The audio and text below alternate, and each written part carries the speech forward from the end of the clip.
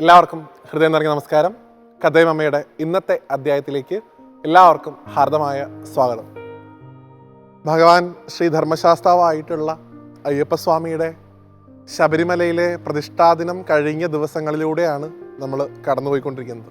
അതുകൊണ്ട് തന്നെ ഭഗവാനുമായിട്ട് ബന്ധപ്പെട്ട ഒരു കഥ ഇന്നത്തെ കഥയമമ്മയിൽ ഉൾപ്പെടുത്താം എന്ന് കരുതി.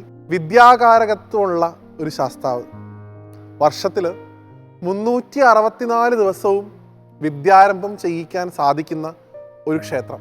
മീനമാസത്തിൽ അത്തം നാളിലും ഒപ്പം തന്നെ ഭഗവാന്റെ ഏറ്റവും പ്രസിദ്ധമായിട്ടുള്ള ആ ഒരു മഹാനവമി ദിവസവും മാത്രം വിദ്യാരംഭമില്ലാത്ത, ബാക്കി എല്ലാ ദിവസങ്ങളിലും വർഷത്തിൽ വിദ്യാരംഭം നടത്തുന്ന വിദ്യാകാരകനായിട്ടുള്ള ശാസ്താവ് വിളങ്ങുന്ന സാക്ഷാൽ പെരുവനം ഗ്രാമത്തിൻ്റെ രക്ഷാപുരുഷനായിട്ടുള്ള ആ ഇരട്ടയപ്പൻ്റെ പൊന്നുമകനായിട്ട് നമ്മളെല്ലാവരും കാണുന്ന തിരുവള്ളക്കാവ് ശാസ്താവിനെ കുറിച്ചാണ് ഇന്നത്തെ അധ്യായത്തിൽ നമ്മൾ സംസാരിക്കുന്നത്.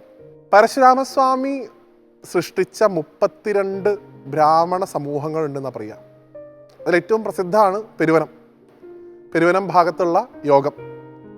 ആ പെരുവനത്തിൻ്റെ ഗ്രാമദേവതയാണ് മഹാദേവൻ, പെരുവനത്തപ്പൻ. അദ്ദേഹത്തെ ഇരട്ടയപ്പൻ എന്നാണ് വിളിക്കുക. ആ പെരുവനം ഗ്രാമത്തിൻ്റെ രക്ഷാപുരുഷൻ അദ്ദേഹം സാക്ഷാൽ തിരുവള്ളക്കാവ് ശാസ്താവാണ്.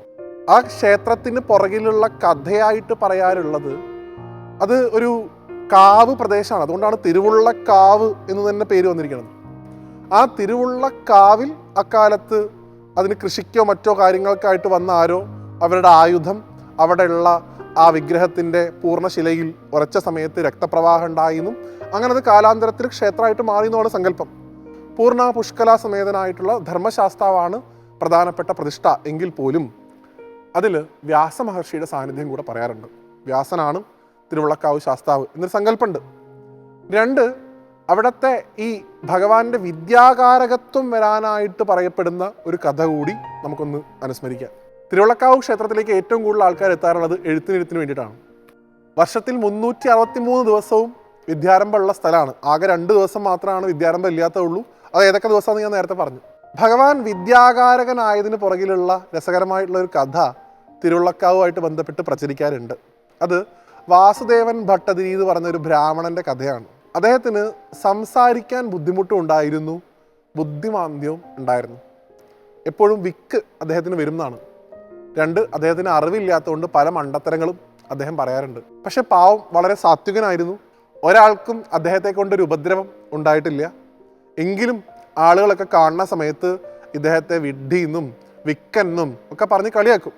ഒരിക്കലും നന്നായിട്ട് മഴ പെയ്തൊരു സമയത്ത് ഇല്ലത്തേക്ക് പോവാൻ ഭയം തോന്നിയ വാസുദേവൻ ഭട്ടതിരി തിരുവള്ളക്കാവ് ക്ഷേത്രത്തിൻ്റെ തിടപ്പള്ളി ഭാഗത്തേക്ക് കയറി ചെന്നു എന്നാണ്. അദ്ദേഹത്തിന് വലിയ രീതിയിൽ തണുപ്പ് അനുഭവപ്പെട്ടിരുന്നു, മഴ കൊണ്ടിട്ട് അദ്ദേഹം വരുന്നത്.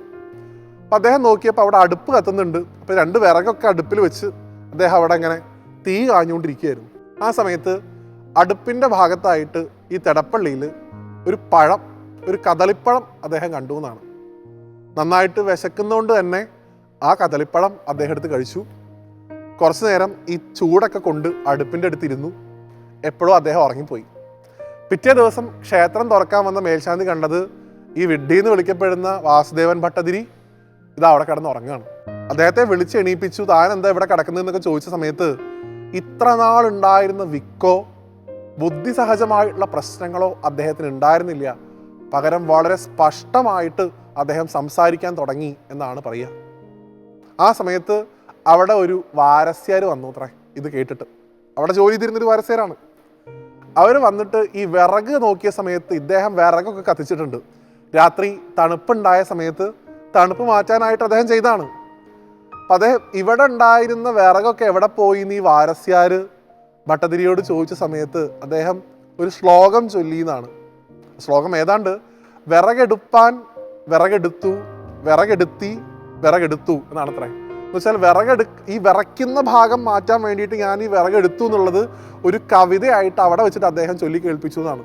അപ്പോഴാണത്രേ അവിടെ കൂടിയ ആൾക്കാർക്കൊക്കെ മനസ്സിലായത് ഇദ്ദേഹത്തിൻ്റെ വിക്ക് മാത്രമല്ല ചെയ്തിട്ടുള്ളത്, ഇദ്ദേഹത്തിൻ്റെ പാണ്ഡിത്യം വളരെയധികം കൂടിയിട്ടുണ്ട്.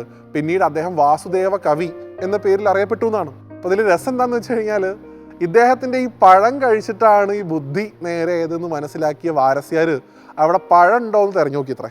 അപ്പോൾ അവിടെ പഴമൊന്നും കണ്ടില്ല, മറിച്ച് ഈ വാസുദേവൻ ഭട്ടതിരി കഴിച്ച പഴത്തിൻ്റെ കദളിപ്പഴത്തിൻ്റെ തോല് അവിടെ ഉണ്ടായിരുന്നു എന്നാണ് പറയുക. ഇതിനും ദിവ്യത്വം ഉണ്ടാവും എന്ന് കരുതിയിട്ട് വാരസ്യാർ പഴത്തിൻ്റെ തോല് കഴിച്ചു.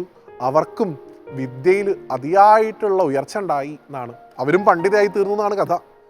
ഇവർ രണ്ടുപേരും ശാസ്താവിൻ്റെ അനുഗ്രഹം കൊണ്ടാണ് അത്രേ വിദ്യയിൽ കേവന്മാരായത്. ഇന്നും തിരുവുള്ളക്കാവ് ശാസ്താക്ഷേത്രത്തിൽ എഴുത്തിനിരുത്താനുള്ള ഒരു പാരമ്പര്യം ഈ വാരസ്യാരുടെ പിന്തുടർച്ചക്കാർക്കാണ് എന്നാണ് പറയുക. അവരാണ് ഈ എഴുത്താശാന്മാരായിട്ട് ആദ്യാക്ഷരം കുട്ടികളെ കൊണ്ട് കുറിപ്പിക്കാറുള്ളത്. അപ്പോൾ നോക്കൂ, ഭഗവാൻ ധർമ്മശാസ്താവ് എന്ന് പറഞ്ഞാൽ തന്നെ ഗുരുനാഥനാണ്. അദ്ദേഹത്തിന് വിദ്യാകാരകത്വം കൂടെ വരുമ്പോൾ എത്രയധികം മഹത്തരമായിട്ടുള്ളൊരു ചൈതന്യമാണ് നമ്മൾ പോയി തൊഴുന്ന തിരുവുള്ളക്കാവ് ശാസ്താവ് എന്ന് മനസ്സിലാക്കുക.